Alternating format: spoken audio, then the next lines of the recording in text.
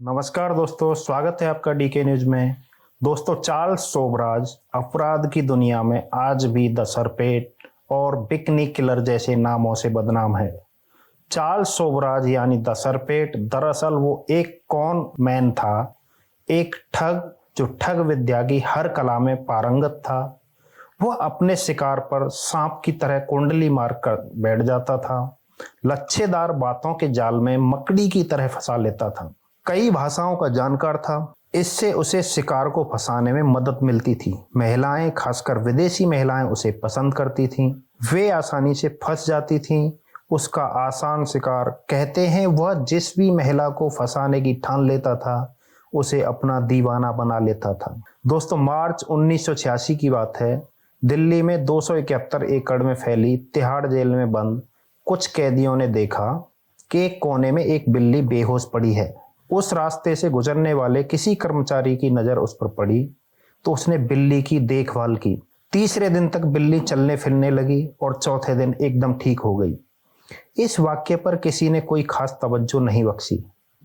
पर 16 मार्च 1986 को जब द सरपेट और बिकनी किलर के नाम से मशहूर अपराधी चार्ल्स सोबराज तिहाड़ से फरार हो गया, तब पूरी जेल में कोई बताते हुए नहीं थक रहा था कि आखिर उस बेहोश बिल्ली का माजरा क्या था। पिछली रात सोबराज ने जेल के गार्डों और आसपास के कैदियों को अपने जन्मदिन की दावत दी थी। फिर पार्टी में खाने पीने के सामान में ड्रग्स मिलाकर सबको बेहोश कर दिया और तिहाड़ के दरवाजे पर फोटो खिंचाकर रफू चक्कर हो गया। वह बिल्ली सोबराज की गिनी पिग थी जिस पर ड्रग टेस्ट किया गया था। वह पिछले मौकों जैसी गलती नहीं करना चाहता था। जब डोज गलत होने की वजह से ईरान जाते हुए एक पाकिस्तानी टैक्सी ड्राइवर की मौत हो गई थी, या दिल्ली के होटल में ड्रग्स उम्मीद से ज्यादा जल्दी काम कर गई थी। चार्ल्स भारत से लेकर नेपाल, पाकिस्तान, अफगान, ईरान, तुर्की, ग्रीस, हांगकांग और मलेशिया में दलाली, चोरी, तस्करी, किडनैपिंग जैसे अपराध करता था। पश्चिमी देशों के पर्यटकों, खासकर लड़कियों को निशाना बनाना उसका मुख्य काम था। उन्हें लूटकर उनकी हत्या करता था। उनके पासपोर्टों से छेड़खानी करके अपनी कई पहचानें बनाई। चार्ल्स भेष बदलने में बहुत माहिर था।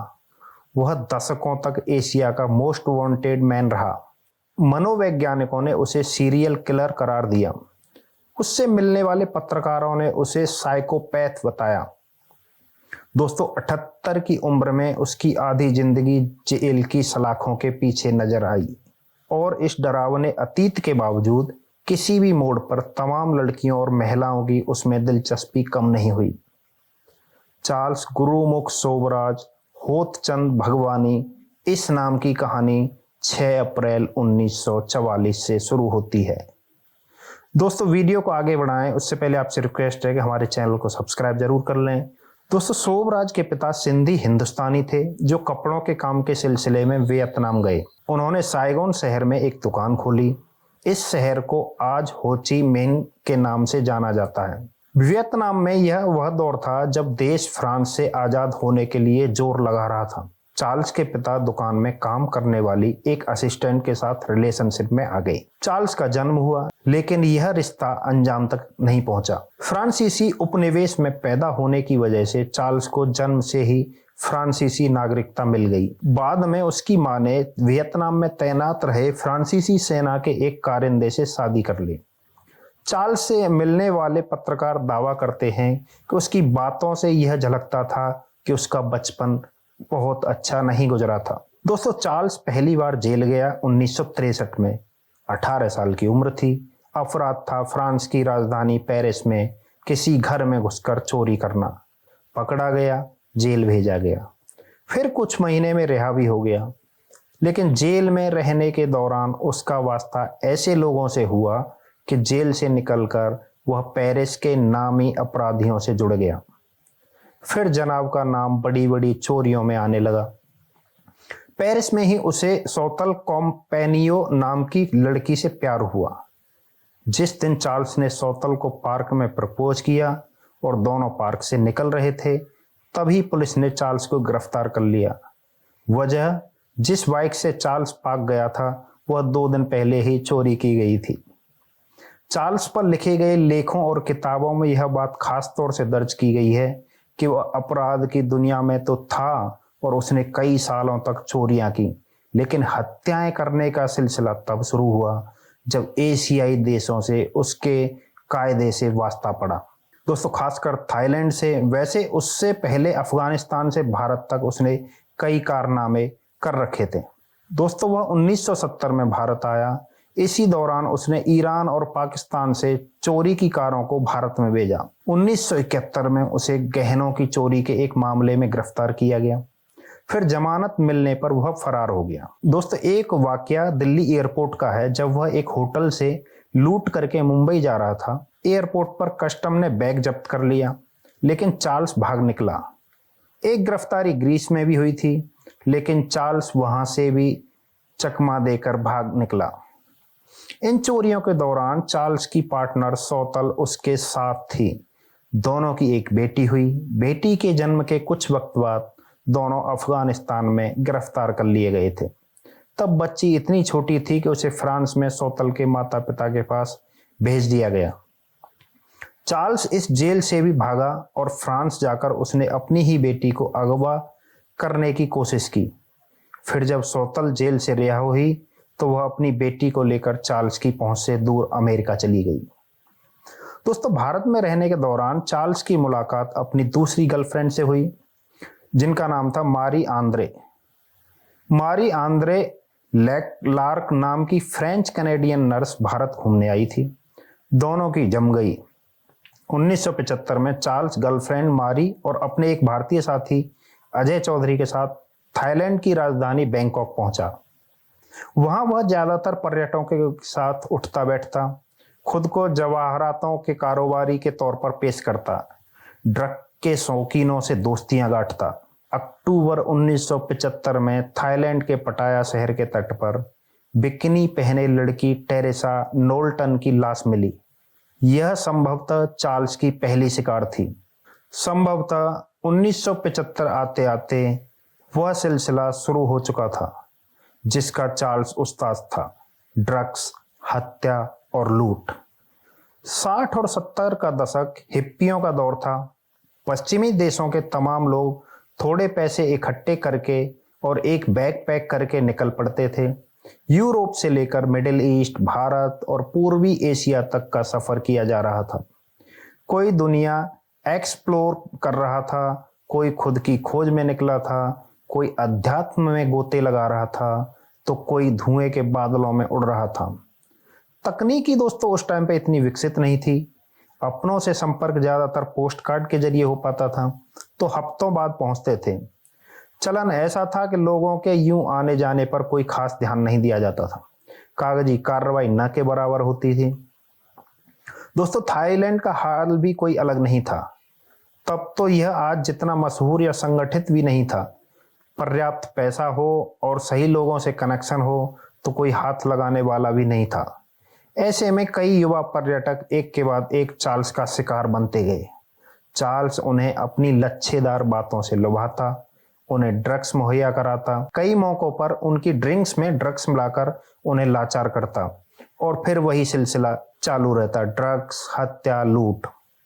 कुछ को डुबोकर मारा गया, कुछ का गला घोंटा गया, कुछ को चाकू से मारा गया और कुछ के शरीर तभी जला दिए गए जब वे जिंदा थे। जब बिकनी पहने कई लड़कियों की लाशें मिली, हत्याओं में कनेक्शन दिखने लगे, उन कनेक्शनों के तार चार्ल्स तक पहुंचने लगे, तो वह भारत आ गया। अपनी आदतों और भरोसा जीतकर मार डालने के अपने हुनर के साथ बातें बनाकर काम निकालने का हुनर तो उसके अंदर ऐसा था कि एक बार जब वो नेपाल में अरेस्ट किया गया तो चार्ल्स ने पुलिस को बताया कि वह तो नीदरलैंड का रहने वाला है और एक टीचर है, जबकि कुछ वक्त पहले ही उसने थाईलैंड में नीदरलैंड के एक टीचर की हत्या कर दी थी। दोस्तों, जुलाई 1976 में तो उसने दिल्ली में फ्रांस से आए इंजीनियर के कई छात्रों को ड्रग्स देने की कोशिश की। इसी मौके पर वह होटल विक्रम में पुलिस के हत्थे चढ़ गया। किसी हत्या का जुर्म तो साबित नहीं हो पाया, लेकिन चोरी और धोखाधड़ी के कई मामले साबित हुए। इस तरह हुजूर 12 साल के लिए अंदर कर दिए गए। वैसे मई 1982 में भारत की एक कोर्ट में चार्ल्स को 1976 में बनारस में इजरायली पर्यटक एलन जैकब की हत्या का दोषी करार दिया गया। उम्र कैद की सजा भी सुनाई गई, लेकिन ऊपरी अदालत में अपील करने और सबूतों के अभाव में 1 साल बाद बरी भी कर दिया गया। चार्ल्स पर एक फ्रेंच नागरिक की हत्या का भी आरोप था, लेकिन वह भी दोस्तों साबित नहीं हो पाया। तो चार्ल्स को 1988 तक जेल में रहना था। वह 10 साल जेल में भी रहा। यह उस समय तक उसका जेल में लगातार बिताया सबसे लंबा समय था। लेकिन 90 के दशक में थाईलैंड में उसके प्रत्यर्पण की जोरदार मांग हो रही थी। यहाँ उस पर 6 लड़कियों समेत कई विदेशी नागरिकों की हत्याओं का मुकदमा चलना था। एक तुर्की और एक अमेरिकी महिला की हत्या का मामला सबसे गर्म था। 1985 में भारत सरकार भी थाईलैंड की गुजारिश पर चार्ल्स के प्रत्यर्पण के लिए राजी हो गई।